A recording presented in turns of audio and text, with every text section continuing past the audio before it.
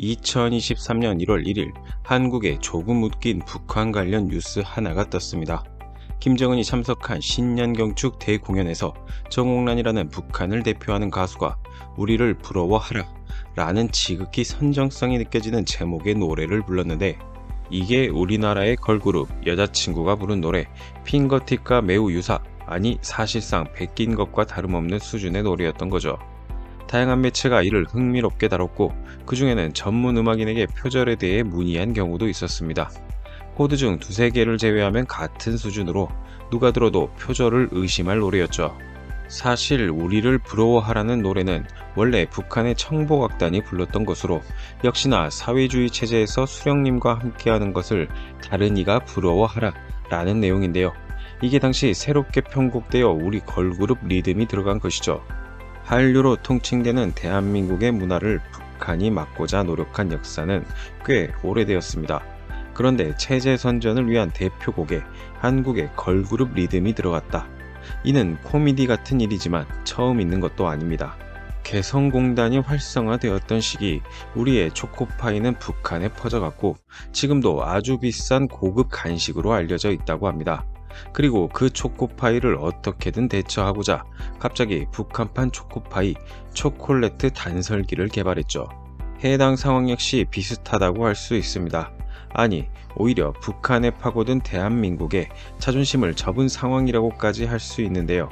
우리에게는 MZ, 북한에게는 새세대라고 부르는 이들이 이미 우리 대한민국의 K-팝을 접하고 빠져있고, 이에 따라 사상이 약해진 현상을 막고자 한편으로는 통제와 단속을, 또 한편으로는 남한 문화를 대처할 수 있는 것을 북한에서 제공하고자 노력하고 있는 것이죠. 정확히는 베끼는 수준에 불과하지만요. 하지만 그들은 아직도 모르고 있습니다. 북한을 뒤흔들고 있는 것은 대한민국의 노래 리듬이 아닌 그 안에 자유가 담긴 가사라는 사실을요. 이제 한류는 다른 나라와 마찬가지로 북한에서도 막을 수 없는 하나의 세계적 영향이 되고 있습니다. 오늘은 트루코리아가 한류로 흔들리는 북한 현황에 대해 다뤄보고자 합니다.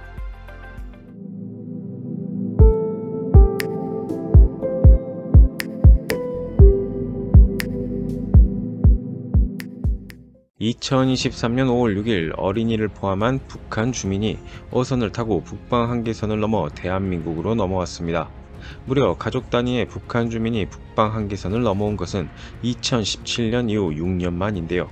사실 북한에서 대한민국으로 넘어오는 루트 중에 가장 가까운 건 북방 한계선, 군사 분계선이지만 경계가 삼엄한 이곳을 무사히 넘어오는 것은 기적에 가깝습니다.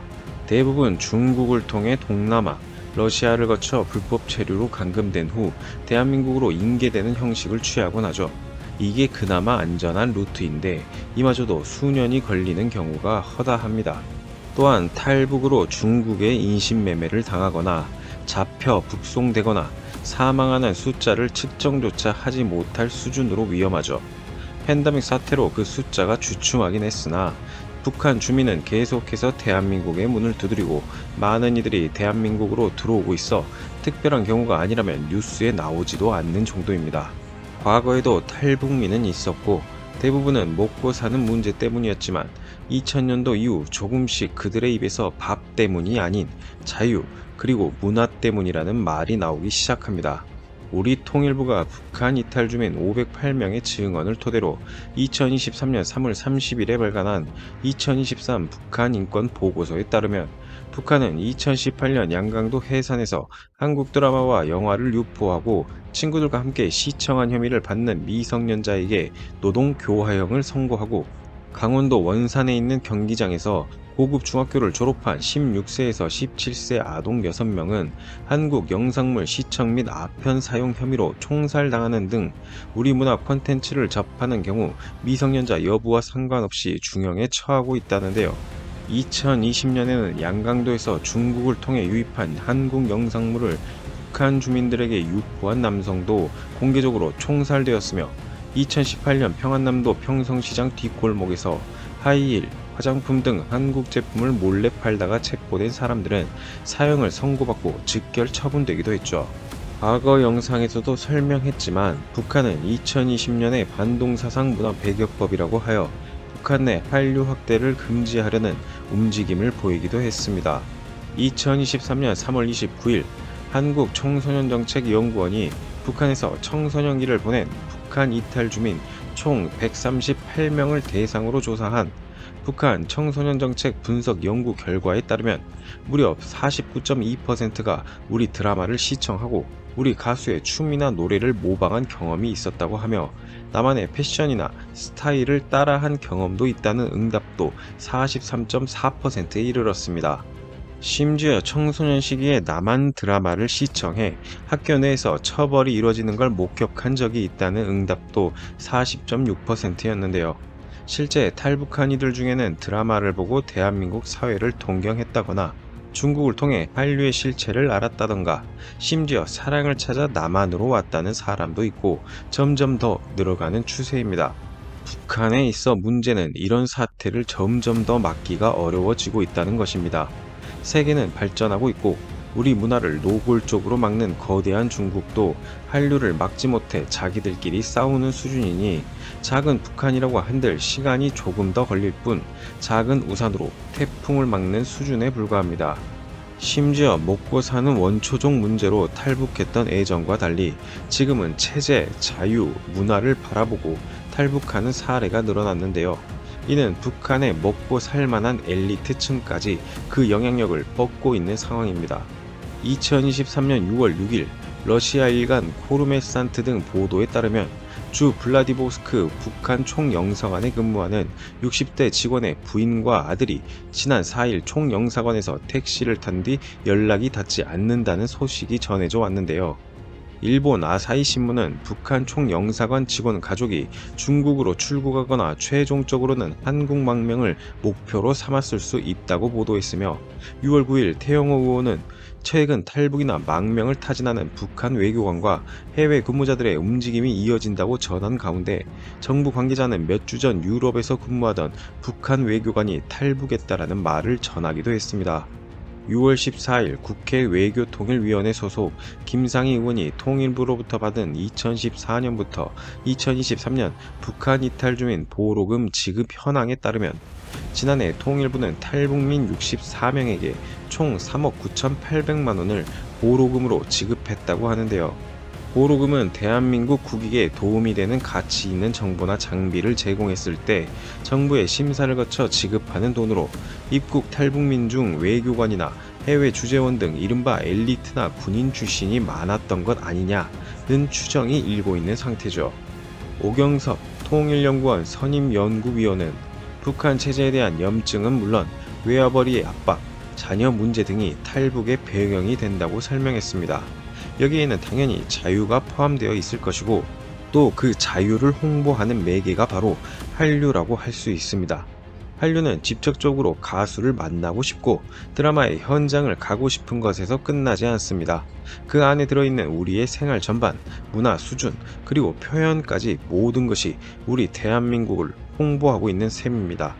심지어 최근 북한에서는 우리 스타일의 결혼식 역시 인기라고 하는데 당연히 이는 북한의 일반 주민이 아닌 평양에 먹고 살만한 계급자들에게 해당되는 것입니다.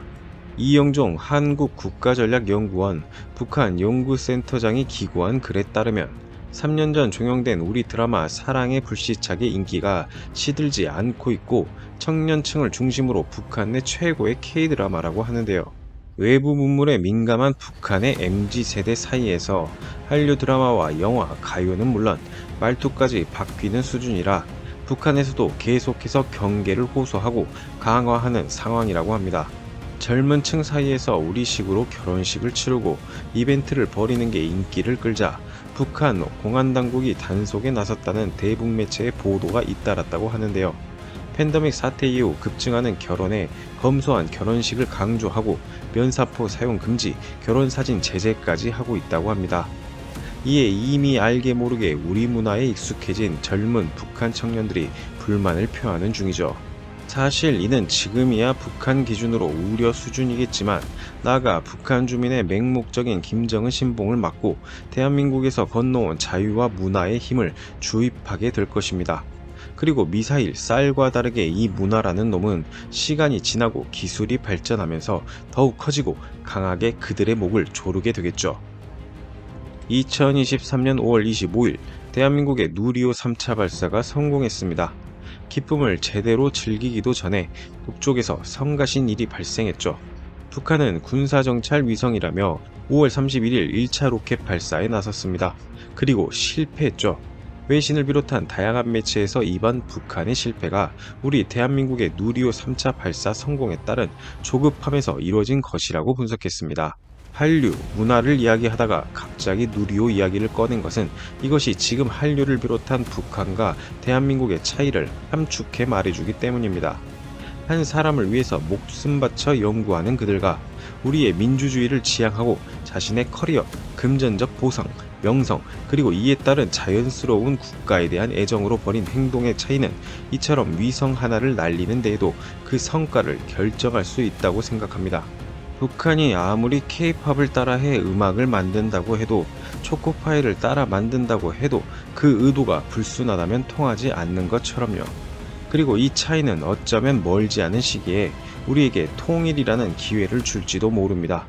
트루코리아는 그날이 올 때까지 늘 그들을 주시하고 변화를 전달하고자 합니다. 영상을 시청해주셔서 감사합니다. 구독과 좋아요는 영상을 만드는 데 큰 힘이 됩니다.